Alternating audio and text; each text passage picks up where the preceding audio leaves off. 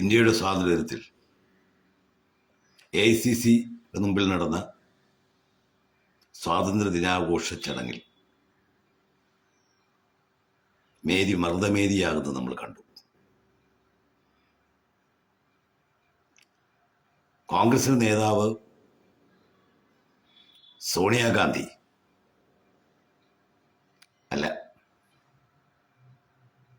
ഇറ്റലിയിലെ ലൂസിയാന എന്ന് പറയുന്ന ഗ്രാമത്തിൽ ജനിച്ച എഡ്വിച്ച് അന്റോണിയ അൽബിന മൈനോ എന്ന സ്ത്രീ, അവർ കാട്ടിക്കൂട്ടിയ വിക്രിയകൾ, അതും ഇന്ത്യയുടെ ദേശീയ ഗീതം പാടുന്നതിനിടയിൽ അവരുടെ ശരീരഭാഷ, ഒരർത്ഥത്തിലത് ഇന്ത്യൻ ജനതയുടെ ഭാരതത്തിൻ്റെ പൈതൃകത്തെയും സംസ്കാരത്തെയും അവഹേളിക്കുന്നതായിരുന്നു. കാരണം അവരെപ്പോലെ ഇന്ത്യയിലെ എല്ലാ ആനുകൂല്യങ്ങളും പറ്റി ഇന്ത്യയിലെ ജനങ്ങളുടെ സർവ്വവിധ ആനുകൂല്യങ്ങളോടെയും ജീവിക്കുന്ന ആ സ്ത്രീ,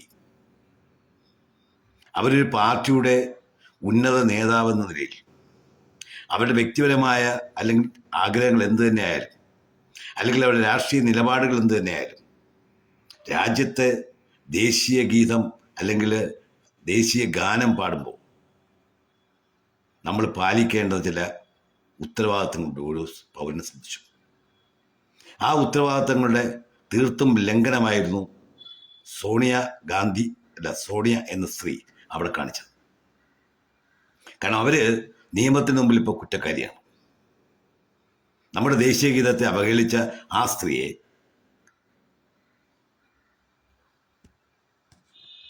ഇതിലേറെ എനിക്ക് പറ്റുന്നതായി കാണാൻ കഴിയുന്നില്ല. അതായത് അവരുടെ ഔന്നത്യമൊന്നും എനിക്കിപ്പോൾ അതിൽ ദർശിക്കാൻ കഴിയുന്നില്ല എന്നുള്ളതാണ് സത്യം.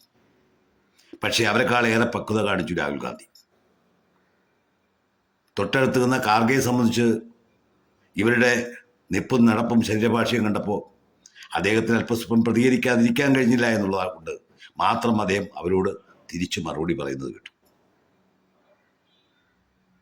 ഒരർത്ഥത്തിൽ ഇത്തരം സംഗതികൾ ചെയ്യുമ്പോൾ ഇത് ലോകമൊത്തം കണ്ടുകൊണ്ടിരിക്കുകയാണ് എന്ന ധാരണ അതില്ലാത്തവരാണ് പലപ്പോഴും നമ്മുടെ രാഷ്ട്രീയ പാർട്ടിയുടെ നേതാക്കന്മാർ. ഇവിടെ കോൺഗ്രസ് ഭരിക്കുന്ന കർണാടകത്തിലും തെലങ്കാനയിലും അതുപോലെ തന്നെ ഹിമാചലിലും വന്ദേമാതരം മുഴുവൻ ചൊല്ലി. പക്ഷെ കേരളത്തിൽ സതീശൻ ചൊല്ലിച്ചില്ല. കാരണം കേരളം ഭരിക്കുന്നതെന്ന് VD സതീശനല്ല, മുസ്ലിം ലീഗാണ്. മുസ്ലിം ലീഗിൻ്റെ താല്പര്യത്തിന് അപ്പുറത്തോട്ട് കടക്കാൻ VD സതീശന് കഴിയില്ല. നമുക്കറിയാം, ഇപ്പോൾ PMC പദ്ധതി പോലും കേരള സർക്കാർ വേണ്ടെന്ന് വെക്കുന്നത് കേരളത്തിലെ ഗവൺമെൻറ്റിൻ്റെ ഭൂരിപക്ഷം വരുന്ന MLA-മാരുടെ തീരുമാനപ്രകാരമല്ല, അത് മുസ്ലിം ലീഗിൻ്റെ താല്പര്യത്തിനാണ്. ഇവിടെ പലതും സംഭവിക്കുന്നത് നമ്മൾ കാണാത്ത മറയത്തിരുന്ന് അണിയറയിൽ പ്രവർത്തിക്കുന്ന ചിലരുടെ തീരുമാനങ്ങളാണ്.